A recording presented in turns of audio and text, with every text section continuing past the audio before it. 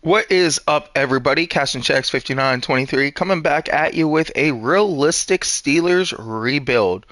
So, as you can see, we are taking over the Pittsburgh Steelers, and we have kept Mike Tomlin for the time being. We will probably remove Mike Tomlin after this season if we do not make progress. But let's go ahead and start off with the Steelers franchise by showing you the sliders. So, these are the sliders that me, myself, and Jacob Reed YouTube have been working on for mostly all year because this Madden is very tricky after updates.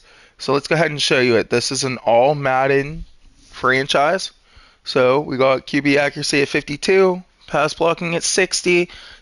These tackles really aren't blocking this year, so you got to improve it just a little bit. So wide receiver catching 52, run blocking 52. Just give a little increase to run blocking. Ball security, you want to up that to 60 because fumbles do happen a lot more often this year than they've done in the past. Defense reaction time, once again, you're struggling with zone coverage this year in Madden. A lot of zones don't get covered, so you have to increase that. Interceptions are way too frequent in Madden, so obviously you got to take that down.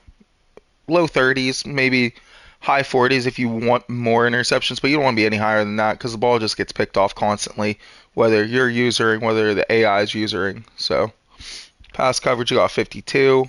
Tackling, I like to see a lot of tackles. It seems like this year a lot of players bounce off the tackle, so you got to improve that for users. And then you go over to CPU, you got to tank it a little bit because all Madden's still all Madden.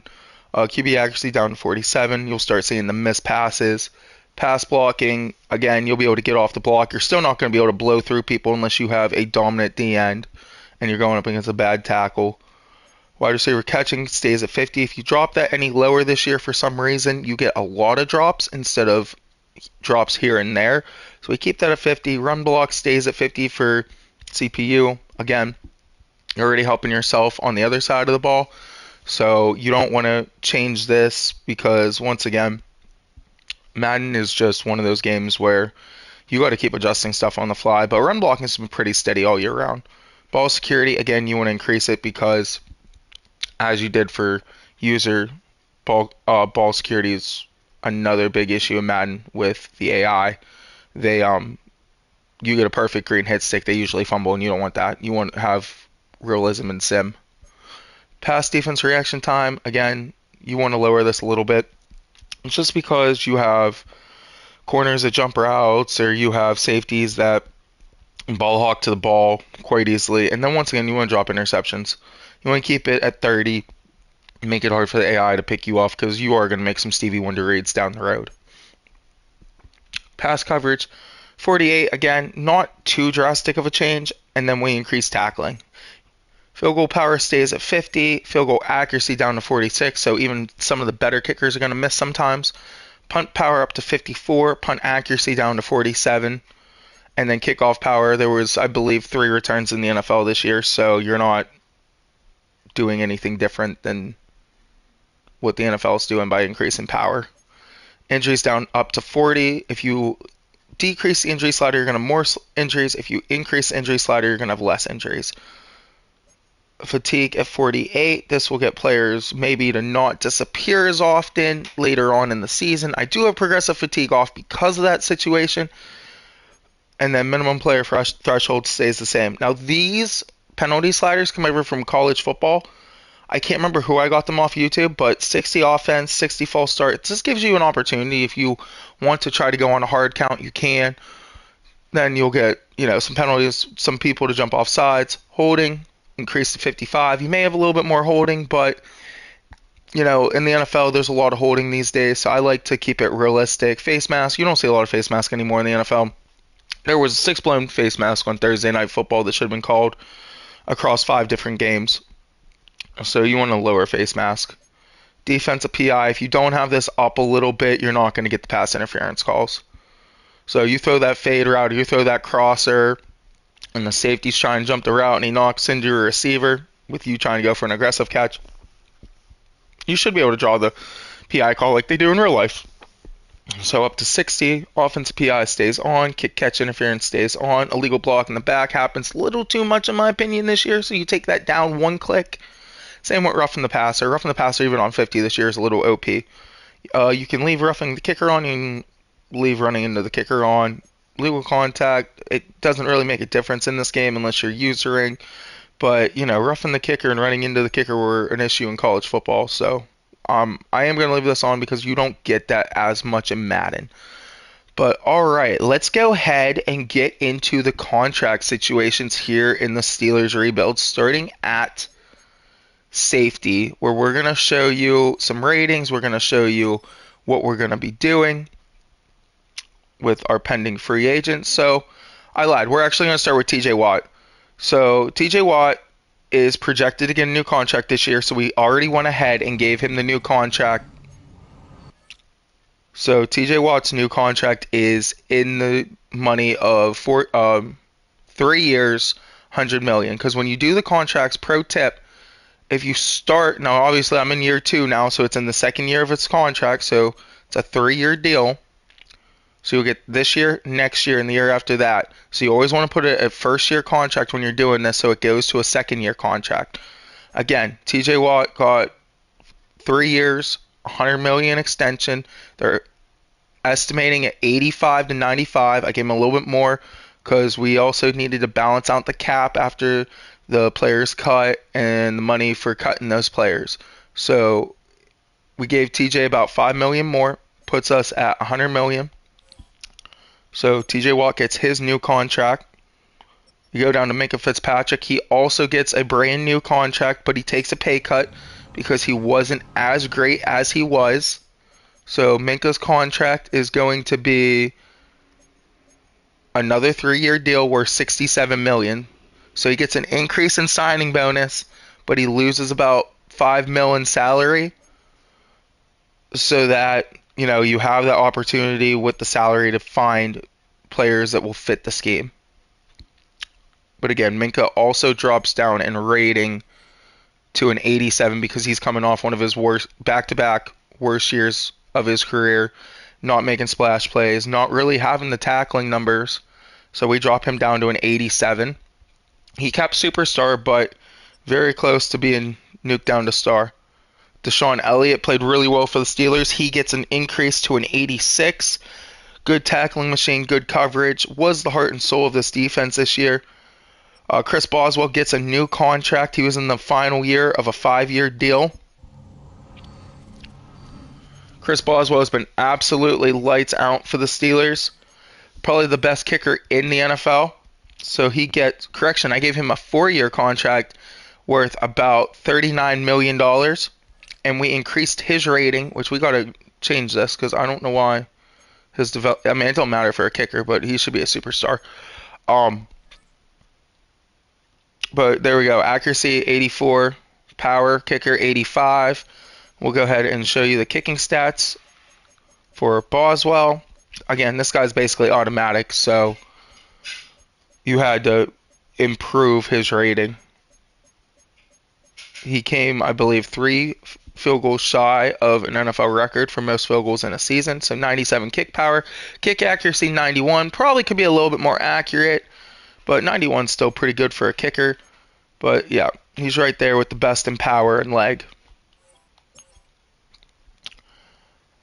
Moving on down, here's Alex Highsmith. He is actually a trade candidate for me because of how well Nick Herbig has been playing.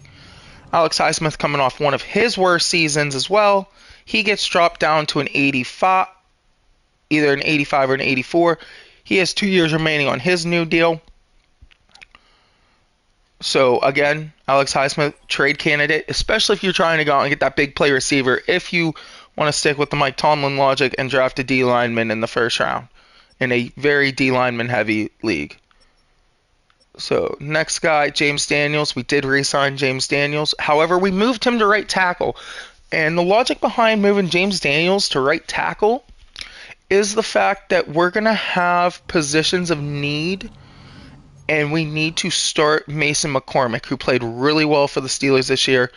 And once again, we gave him a new contract. He's in a 3-year deal as well, in that $34 million range. So gets about a $7 million increase, which is good money for a tackle. So James Daniels goes to right tackle. Zach Frazier up to an 81. He played really well for the Steelers, didn't allow a sack all season. Jaylen Warren, we re-signed him. He's a Mike Tomlin guy. He's also one of those running backs that I think could be potentially the cowbell, but hasn't really proved it. So new contract, 3 years, $18 million for Jaylen Warren.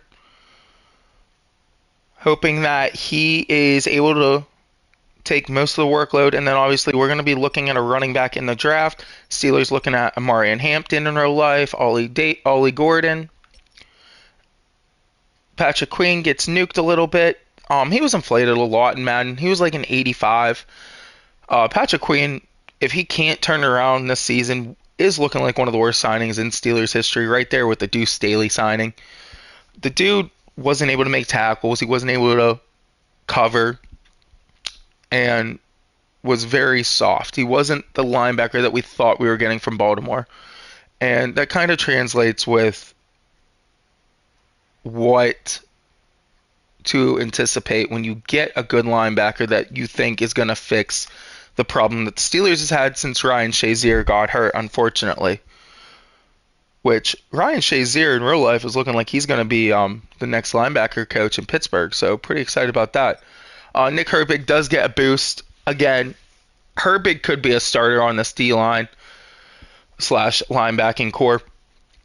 Really pairs well with TJ Watt off the edge. TJ Watt led the league in forced fumbles with, I believe, 9.5. And then Nick Herbig was right there with 6.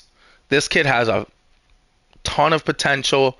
Again, you go back up here to Alex Highsmith, trade candidate.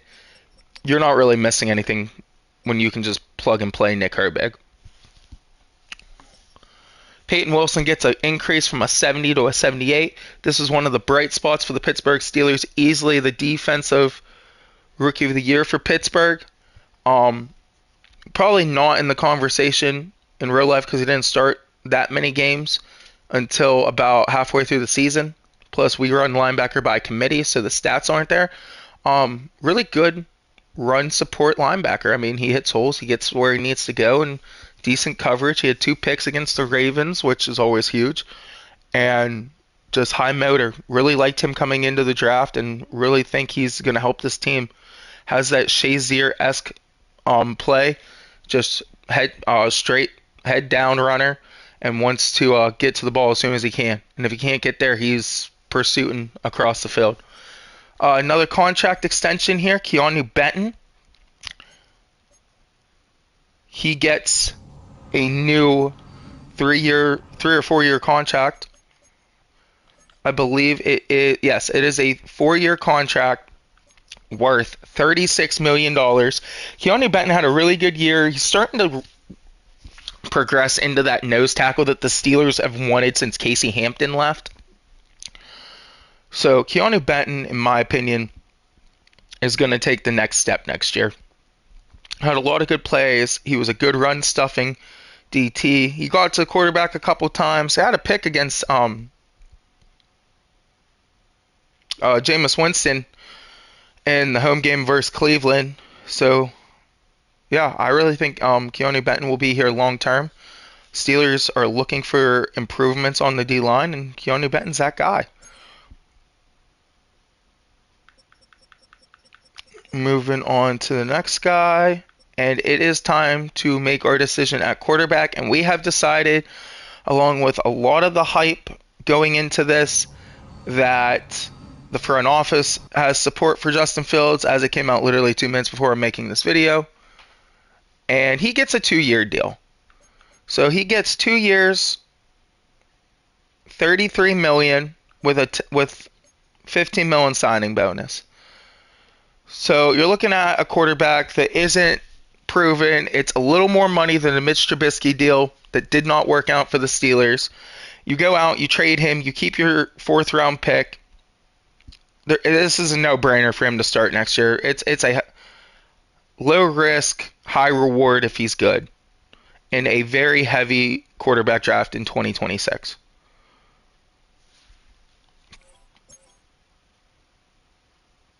All right, moving on here.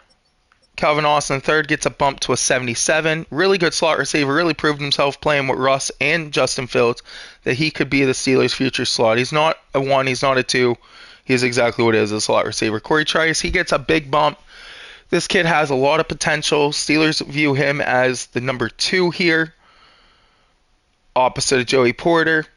And then Dante Jackson gets a new contract roughly in the $12 million range. 2 years. Again, you don't trade for a player that you don't want to keep. So Steelers thinking he had a down year. I also agree he had a little bit of a down year. So he gets 2 years, about $12 million.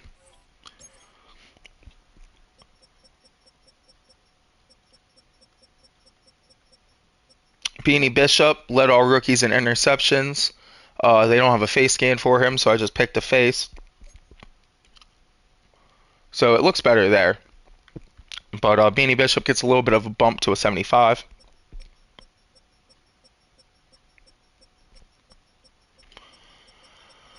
Patanu goes down to a 75. It can't be a 78 when you didn't play all year. We're still hoping for big things from him. Darnell Washington, again, another guy. Now we have a Landon Roberts. This is a role player. We gave him 2 years, $20 million. Not going to get into the details on him. Broderick Jones has been a disappointment for the Steelers, so he's probably going to be moving into that backup tackle role. Roman Wilson, another disappointment for the Steelers. We drafted him in the 3rd round. Played 1 game, had 1 catch on the year. Re-aggravated that high ankle sprain and ended up being out for the season. Again, high potential, low ceiling. Hoping that he can get it together next season to help this receiving corps. Ryan Watts, another. Steelers were short at corner this year. Ryan Watts was a good pick in the 7th round. Hoping he can get healthy and help the Steelers defense. And then we re-signed Spencer Anderson. He came over. No, sorry, I'm wrong. It's Calvin Anderson. He came over from New England. Steelers really liked him. We gave him a 3-year deal worth $11 million to keep him as a backup tackle. Really good all-around lineman. And then we brought back Nate Herbig on a 1-year deal. So that is how the team is looking going into free agency. Let's go ahead and talk about the NFL draft. So we are using a 2026 draft class. So I'm going to go ahead and highlight who we will be looking at in the draft, starting with the D-line. So, again, Mason Graham probably won't be there, so Kenneth Grant, Walter Nolan, Tyleik Williams is who the Steelers really like. They think he's the next Cam Hayward, so hopefully we can maybe get him. I personally think we should be looking at receivers, but, again, Steelers don't usually draft a receiver in the 1st round, and a lot of people are saying that this receiver class is kind of weak. I just don't see it with Horton and Buka, and you got Luther Bird in the 3rd, and there's some good guys in the late rounds that are climbing up the board with Chisholm and Jimmy Horn. Jack Sawyer, another good D-end here. But yeah, this is who we're looking at. I'm just going to scroll down until we get to position of need, which we do really need a left end. So we could go in the 1st round with one of these great D-ends too. Shamar Stewart, really good high motor. Probably won't be there, but could be there. Again, could go back to tackle in the 1st round. Take Jonah from Arizona. I'm not even going to try to say his name. Or Emory Jones from LSU. A Penning brother. You know, his brother's starting for New Orleans. Really good tackle. But moving down the line, probably won't go left tackle. Tight ends, again, we could pick up a 3rd tight end, move Darnell Washington to fullback, which is where I'd play him, and then be able to hit him out of the backfield. I really like Godson from Syracuse, big body tight end, 236, but I also like Ferguson. But will those guys be there? We'll have to wait and see. Receiver, again, at Burden, at Buka. I don't like Isaiah Bond, but Evan Stewart would be a good pickup. Trey Harris in the late round. Tez Johnson's climbing the ranks. He had the best Senior Bowl practice.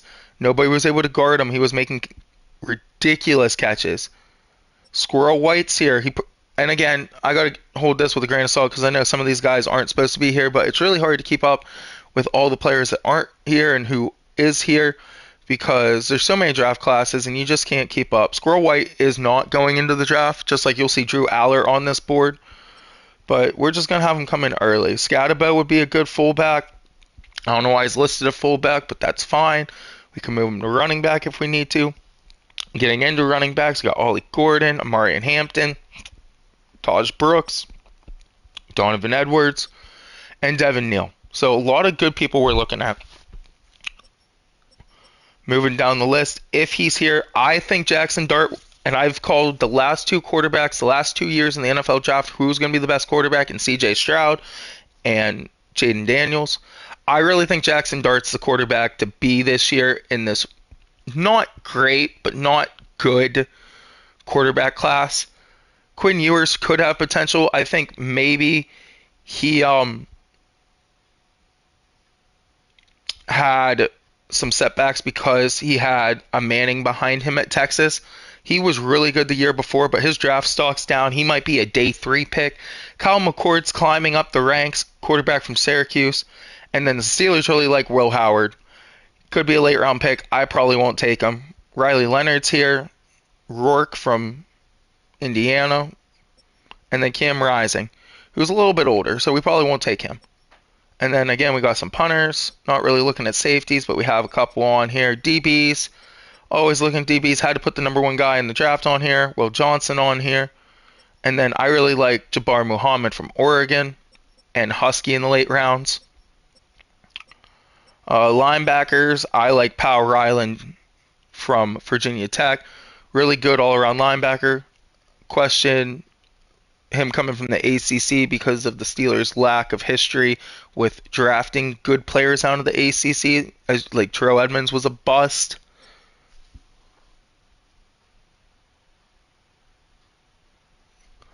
But moving on. Slopak could be a late round pick. He's supposed to go undrafted. This is a stud from Miami of Ohio out of the MAC. And that's what we're looking at for draft day. So let's go ahead and get into the first wave of free agency and see what we can get. As I looked at some of this, I haven't made my selections yet, so we will go ahead and do this.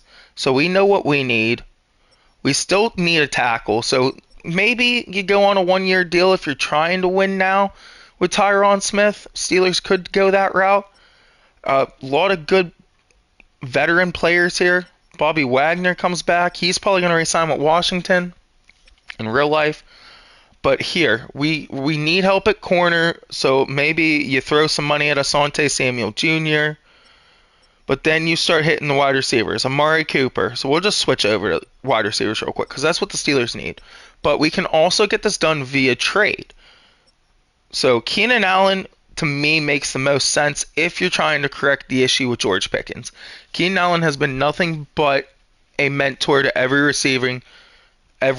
team's receivers that he's been on. Chargers helped out Mike Williams grow. You look at the Bears, he helped DJ Moore grow. He helped Roma Dunze grow. So Keenan Allen is one of those veteran leaders if you're trying to fix a problem that you could go out and get. Again, we could potentially bring Mike Williams back. I don't see why because the Steelers didn't use him. Darius Slayton was a trade target for the Steelers. He could be an option. Juju Smith-Schuster's here. You know, Steelers had a good relationship with Juju. Juju's getting up there in age. And, you know, he also has had knee problems, but could we have a reunion? Possibly. Possibly just as a depth receiver. Could have a reunion. I don't know why John Mechie's here, but, you know, the Texans cut John Mechie because he just doesn't fit their roster. That could be a good signing. And then, you know, we could bring back Van Jefferson, worst comes to worst. He wasn't great, but he wasn't bad. Odell Beckham Jr. just keeps digressing. He's down to a 72. Demarcus Robinson could be a good depth receiver. So there's some options out here. Let's switch courses and go towards the... let's go left end because we need some ends. I like Marcus Davenport to come in, potentially fill that hole. Chauncey Golston would be a good add. Peyton Turner. Again, these are younger guys that could develop. Going DT. We have we did just re-sign Benton, and we have Martavius Bryant. Not Martavius Bryant. Martavius Adams. Sorry about that brain fart. But we could bring in like a DJ Jones as backup. I like Tyre Tart. Right end. Hassan Reddick would be huge. Not real. We could probably get him for cheap because he's had some problems. He wants a new contract with the Jets. Jets cut him in real life. So, Hassan Reddick, but he might have a reunion in Philadelphia if they have a need. As a depth player, Yetur Gross-Matos, another good DN with potential. But, again, in a bad situation over there in Carolina. Linebackers, I mean, we need some depth. We could bring back Preston Smith, but, I like Ojulari, high motor, good speed, could get off the edge fairly easy. And then if we want, we could, for linebacker depth, I don't want to go too great. You can do like a Jack Gibbons, a Kaiser White would be a good add at 29. Nice depth linebackers in case you have injuries. Again, you could bring in Khalil Mack for a year, Jonathan Cooper. We don't need a stud outside linebacker. Again, depth is what we're looking at. Jamin Davis, Devin White. Devin White was rumored to go to Pittsburgh when he was cut from Tampa. Cornerback, we do need a solid fourth corner. So maybe like an Adoree Jackson's here. You could bring Mike Hilton back and be your slot corner. Nate Hobbs if you really want to go hard.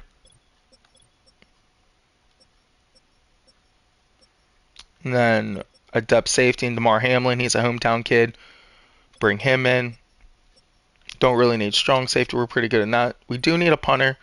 So maybe like Matt Ariza's here. Young guy, Daniel Whelan. You just really want to look at like the kick accuracies. So like Stonehouse has 99 kick power if you really want to fix the special teams issue. But let's also real quick go ahead and look at who we could get via trade at the wide receiver position, because that's always an option. Steelers tried to go out and get Brandon Ayuk last year. So there are some trade candidates. T. Higgins, unfortunately, did get re-signed by the Bengals. That is a very real possibility. Same with Chris Godwin getting tagged. So he got the $18 million tag for receivers. I believe that's what it is this year. But you go to Colts. Josh Downs could be a good trade target. They love him. I don't think he's going to move.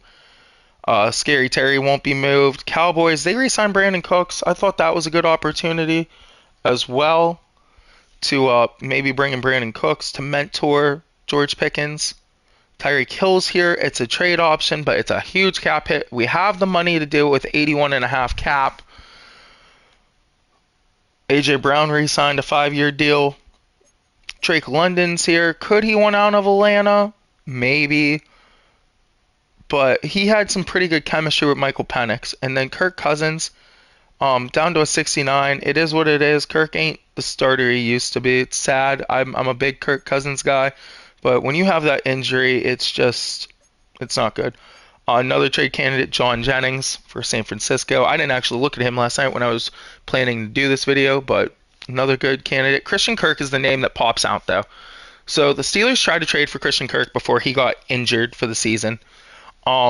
This is who I did make the move for.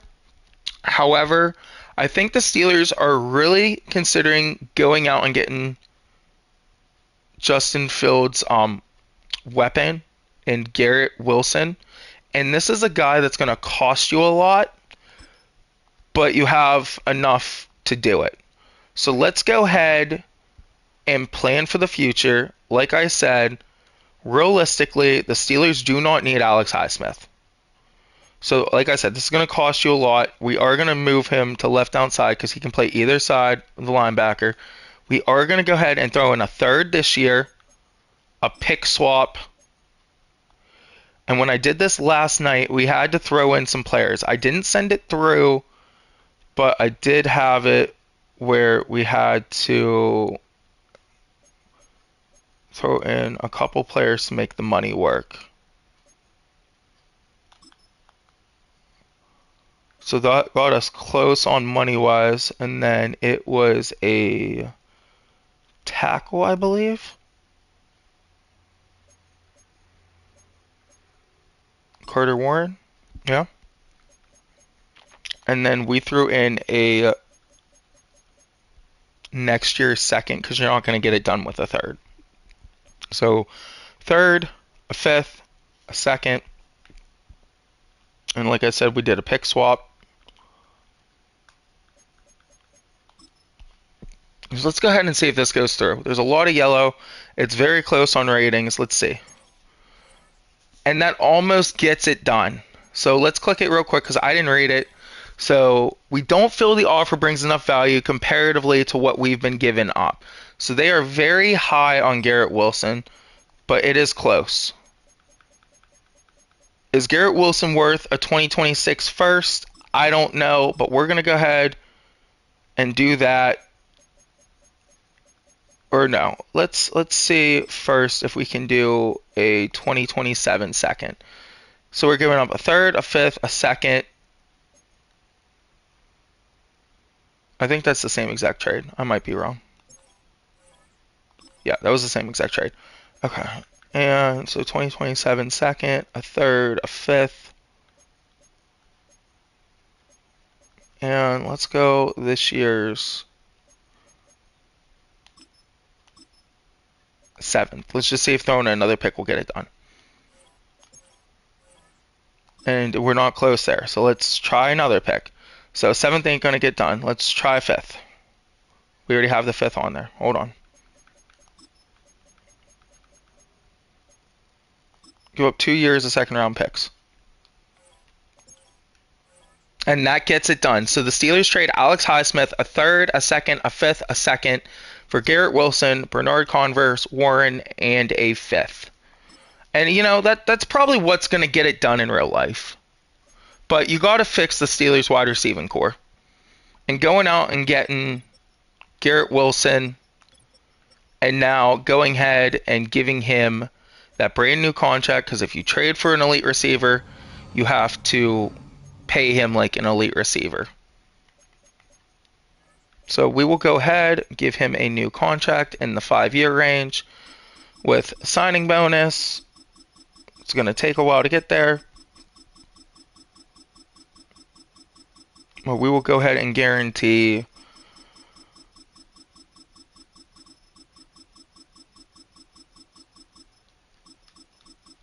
we'll go ahead and give him 33 in signing bonus.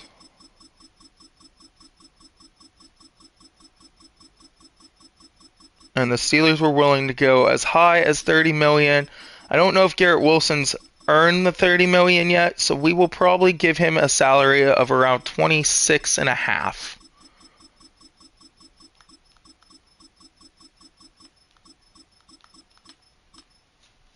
Which will be a contract in the ballpark of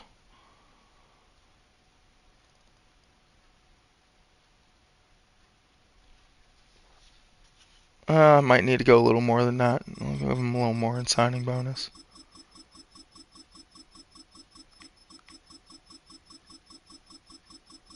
So we'll give him 40 mil in signing bonus, and that'll put him at 66.5 million for a 4-year deal, which is pretty good money for a starting wide receiver. So he doesn't get 100 mil, but he's up there and being the highest paid receiver, and you get that one in Pittsburgh. You have Garrett Wilson, George Pickens, Calvin Austin III, Roman Wilson. So now we can go ahead and start figuring out who the Steelers can get in free agency now. So now we have our big play receiver, and we have 70 mil in cap. So again, we're going to bring in Keenan Allen, as I talked about.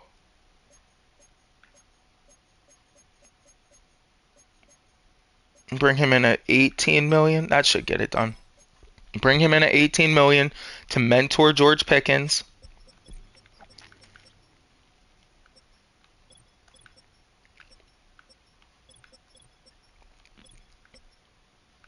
And then go ahead and do our first wave and go ahead and try to get Marcus Davenport to be our starting left end on a 3-year deal worth 24 million.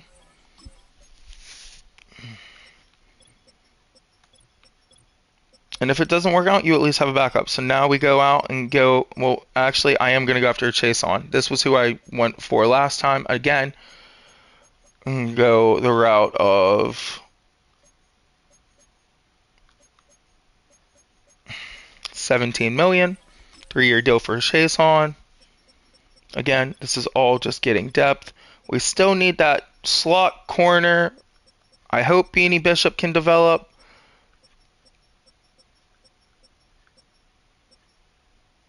Again, we're going to get another depth guy to prove it. I like Benjamin St. Juste. I think he's just doesn't have the great coach in Washington. So there's a depth signing. Another guy that could be good. Punter. We are going to fix the special teams issue. Go with a young punter. Get out of the way. Give him a decent contract.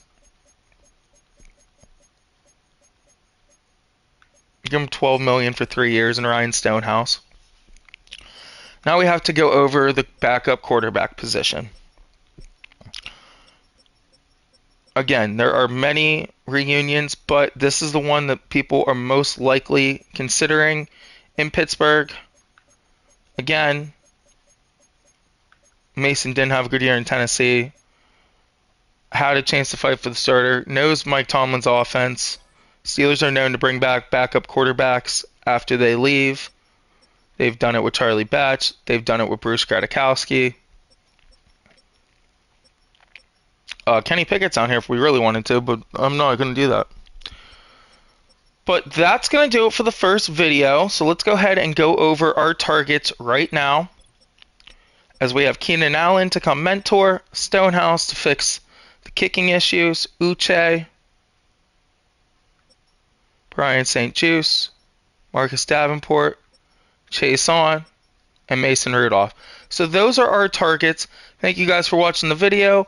We will be back at it tomorrow with the results of free agency week 1.